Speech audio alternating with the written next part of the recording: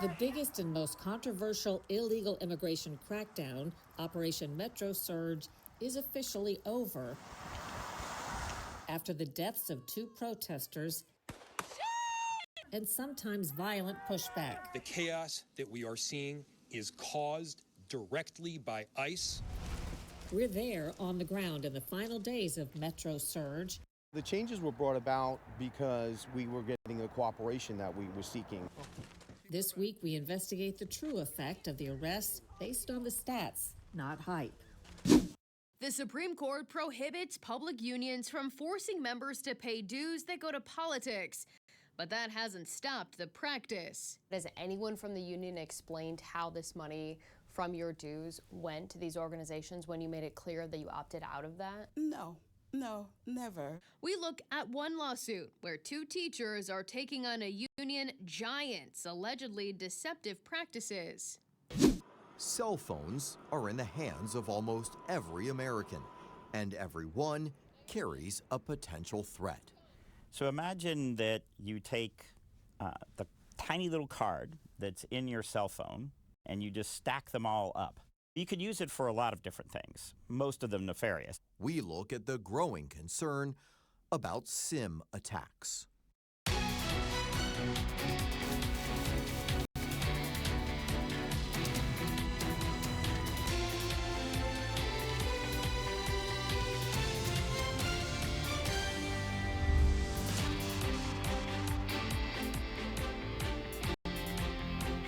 Welcome to Full Measure. I'm Sharyl Attkisson. 13 months into President Trump's second term, his administration reports over 700,000 deportations plus 2.2 million self-deportations. A major flashpoint, Minnesota, with 133,000 illegal immigrants on ICE's dockets. Counties were releasing accused criminals into the community without notifying ICE. Operation Metro Surge was a 74-day sweep with up to 3,000 agents targeting the worst of the worst, but also sweeping up many nonviolent illegal immigrants. That sparked massive protests, some violent, drew agitators, and resulted in 2 deadly shootings. We were on the ground in Minneapolis during the final days of Metro Surge. Today, inside the largest, most controversial illegal immigration crackdown in U.S. history.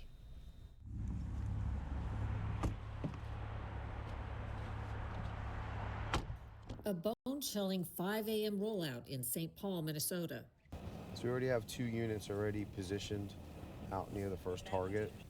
We're embedded with a team of federal agents from Immigration and Customs Enforcement, ICE, during the final days of Operation Metro Surge. So a lot of what you're going to see out here right now with some of these targets is that they're going to be, we'll make observations of them entering their vehicles, exiting their homes, things like that, and then we'll initiate a vehicle stop.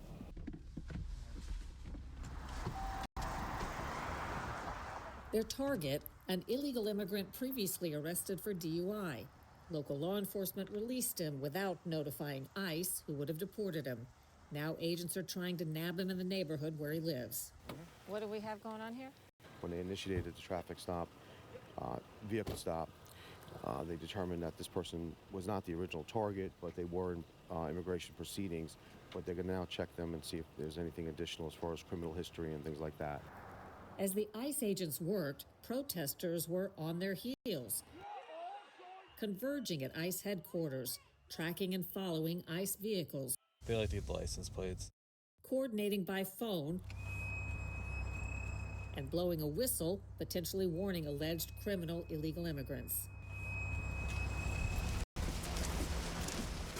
Our ride-along documented the closing chapter of Operation Metro Surge.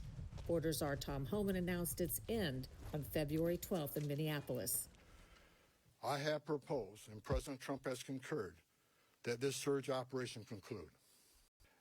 As a result of this surge operation, we have greatly reduced the number of targets for enforcement action. And many criminal aliens have been arrested and taken off the streets, including murderers, sex offenders, national security threats, gang members, and other violent criminals.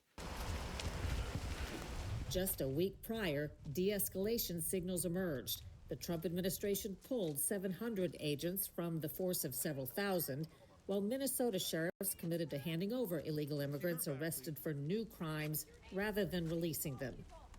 The changes were brought about because we were getting the cooperation that we were seeking, which was to go out into the field and go after targets that we had already missed. And now we can focus on the targets that are going into the jail and getting them in a secure environment, and then go out to get the ones that we missed when that wasn't happening with the cooperation. The people you picked up when we were out in the field today, you were still targeting criminal aliens, not ordinary illegal immigrants who are here not violating the law? That's correct. That was our targets today. Range from, we have a person that is out there who has sexual offenses. We had people that were out there for DUIs. These are all part of our targets that we had for this morning.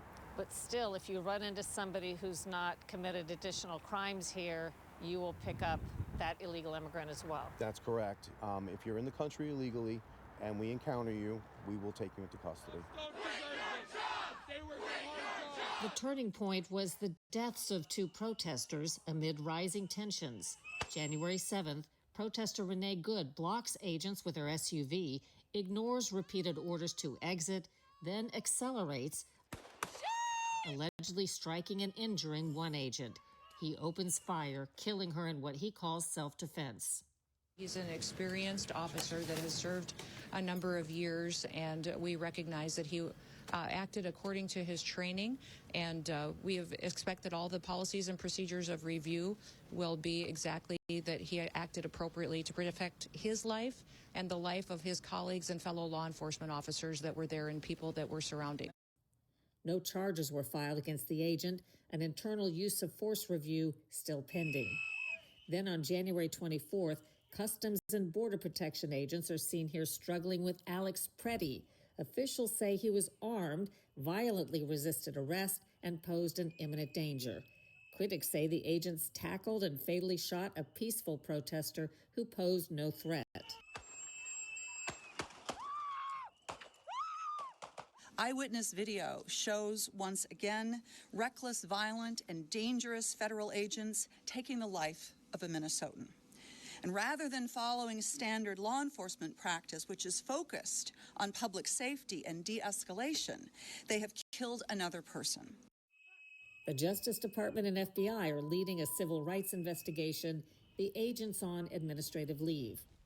Operation Metro Surge removed more than 4,000 illegal immigrants from Minnesota's neighborhoods. Examples: these 13 men said to be active gang members from Mexico, Laos, Guatemala, Cuba, Burma, Thailand, and El Salvador, roaming Minnesota streets after allegedly committing drug crimes, arson, sexual and weapons offenses, robbery, and kidnapping. 9 counts of burglary, 3 counts of assault, 7 illegal entries. Sexual assault charges, 7 drug convictions, 13 illegal reentries, and at least 4 pending charges, including a felony weapon offense. Convicted of 1 murder, arrested for another, convicted of 2 murders. Nationally, since 2000, official data indicates illegal immigrants have committed 5 million serious crimes, including 200,000 robberies, 100,000 rapes or sexual assaults, and 30,000 murders, equivalent to the population of Santa Fe, New Mexico. A 2007 triple murder in Newark, New Jersey by illegal immigrant gang members from Peru and Nicaragua. A 2008 triple murder of a father and 2 sons in California by an illegal immigrant gang member from El Salvador. He was shielded from deportation after prior arrests by San Francisco's sanctuary city policies. The 2015 quadruple murder spree in North Carolina involving a gang member mistakenly granted amnesty under President Obama. And the 2023 murder of 5 people in Cut and Shoot, Texas by an illegal immigrant from Mexico, deported 5 times.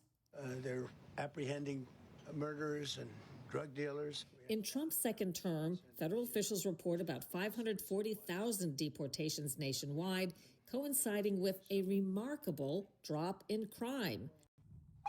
Violent crimes like robbery, aggravated assault, gun assaults, and carjackings down double digits.